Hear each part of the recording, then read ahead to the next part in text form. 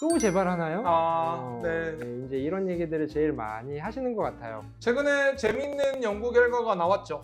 치액의 가장 큰 원인으로 연구 논문이 나왔습니다. 아까 말씀하셨듯이 이거는 진짜 키포인트인 것 같아요.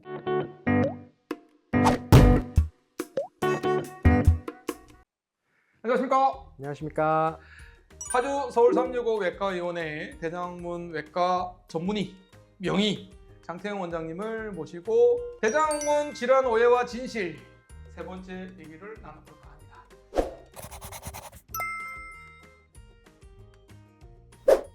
저희가 첫 번째, 두 번째에서 정말 많은 분들께서 얘기하시는 오해들 얘기를 했습니다.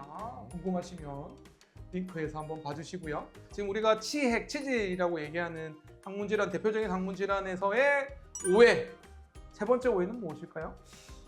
환자분들이 수술하시면 제일 많이 물어보시는 것 중에 하나가 또 재발하나요? 네. 이제 이런 얘기들을 제일 많이 하시는 것 같아요. 거기에 대해서 한번 얘기를 한번 해봤으면 좋겠어요. 실제로 재발을 하시니까 그런 얘기들 좀 하시는 것 같은데 치핵 수술하면 재발 안 하는 게 진실인가요? 재발을 한다.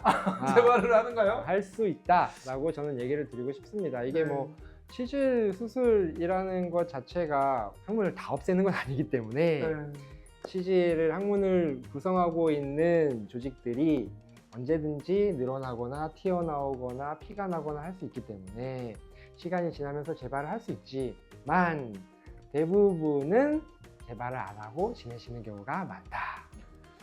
저는 10년에 10% 정도 얘기를 해요. 10년 정도 지났을 때 재발 확률이 한 10% 정도다. 일단 이렇게 첫 번째 얘기를 드리고요. 통계적으로 네, 말씀하시는 통계적으로, 교과서적으로는 그렇게 논문에 나와 있습니다. 그리고 그보다 더 중요한 건 뭐냐면 치질은 여러 군데에서 생길 수 있습니다.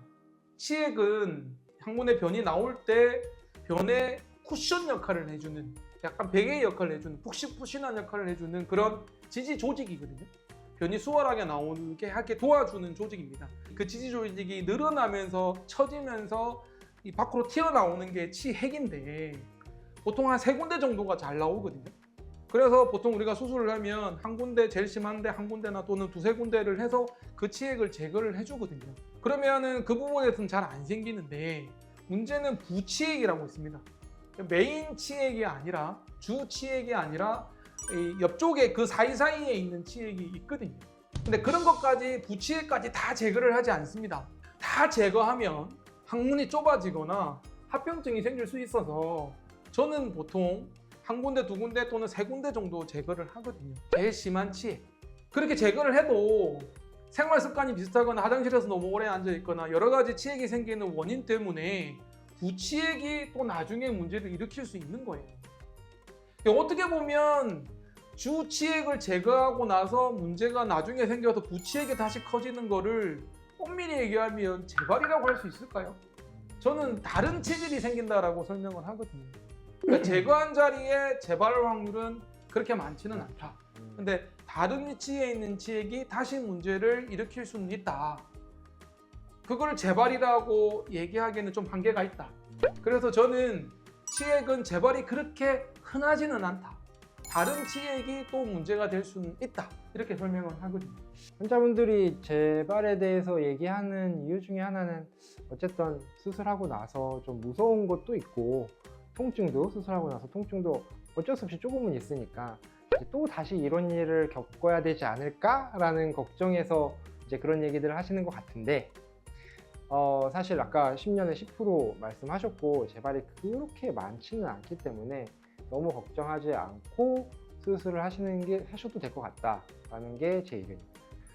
그래서 많은 분들이 어차피 재발될 건데 꼭 수술을 해야 돼요? 뭐 이렇게 얘기하시는 분도 계시고 나중에 더 심해지면 그때 할래요? 라고 얘기하시는 분도 계시거든요.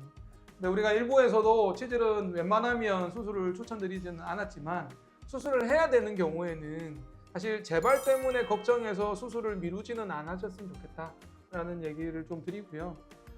재발에 대한 얘기를 한 가지 더 하자면 저는 환자분들한테 설명드릴 때 항문이 쿠션 조직이라고 말씀하셨잖아요. 근데 입술하고 좀 비교를 많이 하거든요. 입술이 부르텄다.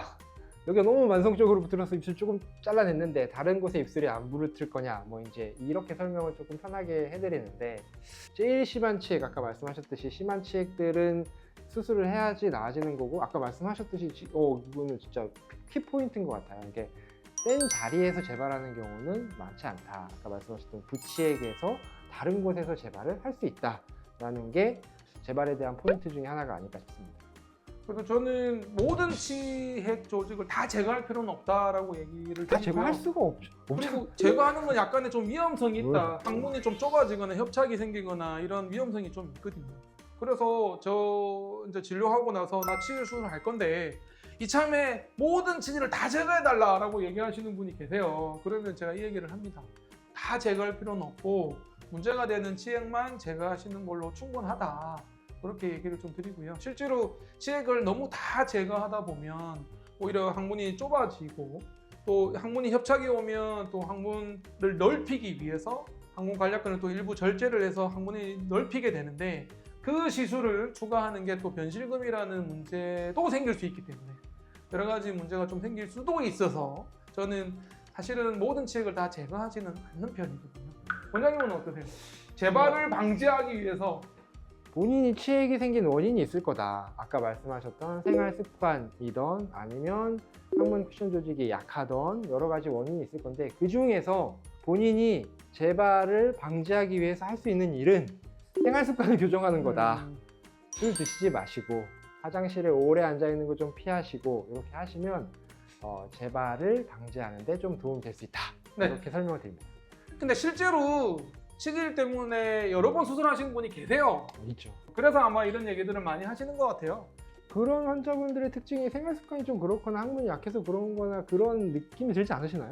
수술할 때? 그것도 그렇고 저는 사실은 치질 수술은 웬만하면 잘 안 하지만 하더라도 문제가 되는 치핵만 제거를 하거든요. 보통 주치핵 3군데, 부치핵 3군데 나면 6군데에서 잘 생기는데 저는 뭐 혈전이 생기거나 피가 많이 나면은 한 군데만 해결하는 경우도 있거든요. 뭐 많아야 3군데 해결하는데 그럼 남은 치질이 있단 말이에요. 그럼 나중에 2, 3년 정도 지나서 또 다른 데 피가 나거나 문제가 됐을 때 오시면 그런 얘기들을 오해들을 하시거든요. 그럼 마무리하면서 어떻게 하면 그러면 재발 안 하는지 생활 습관을 어떻게 개선해야 되는지 설명을 좀 마무리 해주세요. 제 경험담으로 환자분들한테 제일 많이 설명드리는 거를 얘기 드리자면, 첫 번째, 술을 많이 드시는 분들이 치질이 잘 생기시는 것 같아요. 그래서 좀 금주하시는 거를 추천을 드리고, 그 다음에 두 번째로는 화장실에 오래 앉아있는 습관, 식습관 개선 이런 것들을 해서 변비 같은 거를 조금 조절할 수 있으시면 좋겠다. 화장실에서 핸드폰 보는 습관 이런 것들은 조금 고치시면 좋겠다. 추가적으로 얘기하자면 좀 피로감이 심하거나 하신 분들, 잠을 못 자시는 분들도 좀 치액이 잘 생기시는 것 같아서 충분히 휴식을 취하시는 걸 권해드립니다. 최근에 재밌는 연구 결과가 나왔죠. 화장실에서 핸드폰 보는 거 치액의 가장 큰 원인으로 연구 논문이 나왔습니다. 그래서 저는 5분, 10분 이상 앉아 계시지 마시라 이렇게 얘기를 드리고요. 아마 여러분도 지금 화장실에서 이 영상을 보고 계실지는 모르겠습니다만 화장실에 핸드폰 보는 습관은 굉장히 안 좋은 습관이고요. 사실 저도 체질은 있고요. 저도 체질이 가끔씩 심해질 때가 있습니다. 어떨 때 심해지냐면 몸이 피곤할 때 좀 심해집니다. 그래서 저는 치액이 심해지면 좀 오늘 요즘에 좀 무리했구나, 좀 쉬어야 되겠구나 이런 피드백을 좀 받거든요.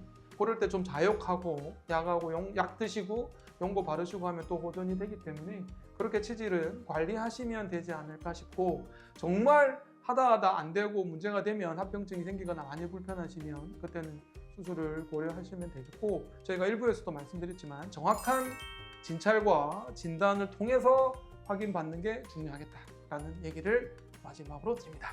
대장항문 질환 오해와 진실, 저는 엉덩이 대장 장편외과 이성근이었고요. 서울 365외과 장태영입니다. 고맙습니다.